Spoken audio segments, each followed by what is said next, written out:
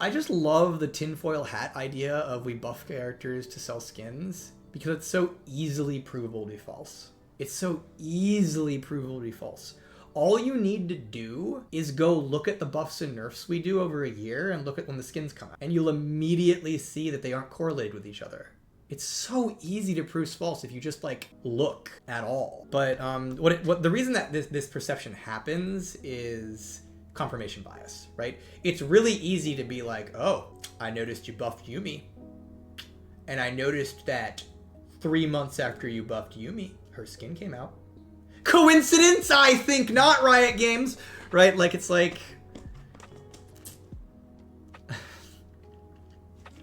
I get it. Confirmation bias is a strong thing.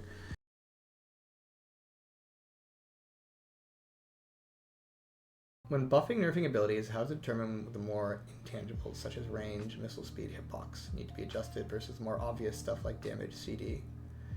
Just really, I mean, it's an art, not a science to some degree, but it really just depends on, like, I'd say a lot of the tangible stuff, the obvious stuff like damage, CD, it tends to be like, those tend to be buffs to what you're already good at. They're not always that for what it's worth, but like, it's kind of like, if you give VEIGAR 5% more damage, he'll do 5% more damage, which is like, what you've done there is you've made a more powerful VEIGAR that does the same thing, right? Whereas if you give VEIGAR range on his spells, it will fundamentally change his interactions with whole suites of characters, which might be more desirable depending on what you're trying to do with VEIGAR. And so a lot of intangibles like ranges and missile speeds and hitbox, a lot of those are about like, how reliable should a spell be? How fair should it be? How unfair should it be? Who should it be good against? Who should it not be good against? Whereas a lot of times when you're buffing damage, not always, it really just depends on the spell, but a lot of times if you're buffing damage, what you're saying is, this character's shape is fine, it just needs to be a bit stronger in this way. Whereas if you're buffing something like range, you're saying something like, this character should fundamentally play different versus this suite of other characters by increasing or restricting their range. Was KSANTE ever meant to have such a high skill ceiling and floor? Yes. He was explicitly designed to have an incredibly high skill ceiling and floor. The issue with KSANTE is that it is too high. Basically, there is a limit we're willing to allow for like how weak a character can be versus how present they are in pro play. And KSANTE is a character who was very much designed to be very, very high skill cap. We expected him to be pro skewed. But, you know, there's a big difference between a character who is like, say, right now, Aphelios nowadays, who tends to be, when he's in pro, be around 48% win rate, and a character like, say, KSANTE right now, who, when he's in pro, tends to be around like 44 or less % win rate. So kind of it's just a limit, really, where there are some characters we designed to be pro skewed, and be very, very high skill cap. KSANTE is one of them. That's not a bad thing. It's not a bad thing at all.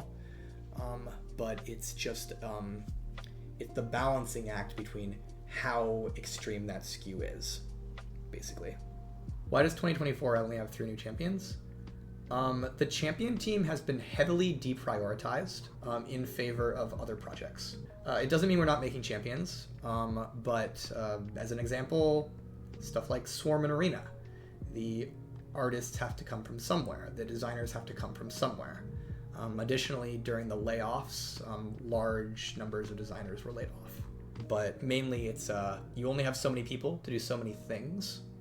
And one of the things that we think about is like, you know, okay, well, is it cooler to make another champion or do Swarm, right? Like, as an example, I was on champion team before I joined joined the Swarm team, right? So instead of working on Swarm and doing that cool thing, I could have been on the champion team making another champion, right?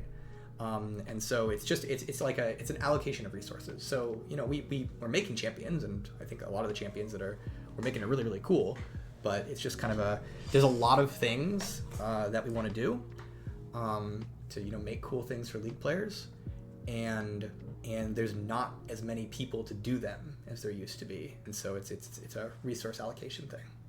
After ZYRA jungle became OP, she's been nerfed so much that her support is very bad. Are there plans to help her out of support?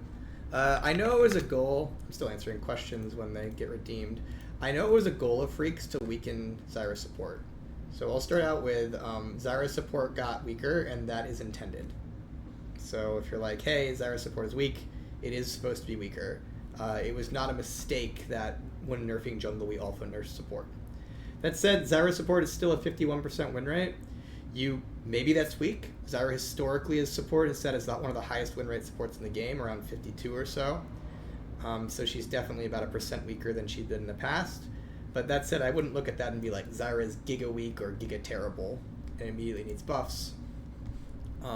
But yeah, just kind of noting it was intended when we did those changes that ZYRA support got weaker, also weaker, and so she's chilling around 51, which, could be correct for her.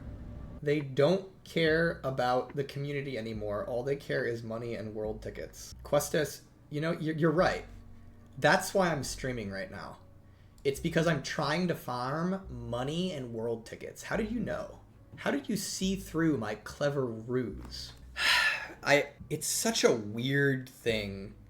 I get where you're coming from. I get like there's this inherent distrust of companies. I get it. Like, I totally get it. But like saying that like League of Legends only cares about money and world tickets is just so bizarre to me, given what I tend to work on, right? Like, it's like, do you think Swarm was about stealing your money? Like, honestly. Like, do you think we made Swarm because we were just trying to make boatloads of money? I'll tell you right now, when we were making Swarm, our like the production folks on the project, they asked leadership. They asked like, hey, we're making this game mode and it's gonna take a long time and it's gonna be really free. Like, should we think about ways to monetize it? Like, what's up with that? And like the response was, no, you don't need to worry about monetizing Swarm. Swarm is something we want to do because it's cool for players. Like, straight up. That was like the stated goals of that game mode was make something that players are going to love. It was not make tons of money. It was make something that players are going to love. That was the goals. That's what we were told. And so, like, yes, Riot is a company, and yes, Riot needs to make money, 100%. Duh. But I do, I work there, so I'm biased, but I think one thing I've appreciated about working at Riot over the years is that we often do a lot of things for the reason of it's cool and players will like it, as opposed to how will this make us the bucks, right? So I don't know. I often see these conspiracy theories of like one of my favorites is like Riot allows Smurfs because Smurfs are just more money, and it's like, no, dude, we are not letting people Smurf so we can get skin money from their Smurf accounts. For starters, that just like kind of like represents you don't understand why people Smurf. It turns out most Smurf accounts do not spend money on skins because they're Smurf accounts, right? But like, or like Riot buffs characters before a skin comes out to make money. And it's like, well, it's not true. Like, that's not how all that works. And so there's always these conspiracy theories. And again, I get where it comes from, right? Like, there's always this distrust of a lot of companies, and legitimately a lot of companies do shady stuff, right? Like, but I think one thing I've appreciated working at Riot over the years is a lot of the things that we're told to work on. Some of the things legitimately are about making money, but many of the things, the baseline desire there is like, this is gonna be great and players will love it. It is true. It's blatant. Stop capping. I just love the tinfoil hat idea of we buff characters to sell skins because it's so easily provable to be false. It's so easily provable to be false. All you need to do is go look at the buffs and nerfs we do over a year and look at when the skins come out. And you'll immediately see that they aren't correlated with each other. It's so easy to prove false if you just like look at all. But what the reason that this perception happens is confirmation bias, right? It's really easy to be like, oh, I noticed you buffed Yuumi, and I noticed that 3 months after you buffed Yuumi, her skin came out. Coincidence? I think not, Riot Games. Right? Like, it's like...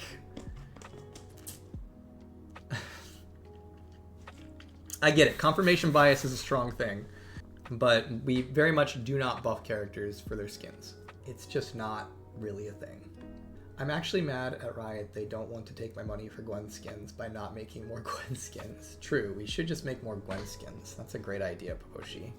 Infinite Gwen skins.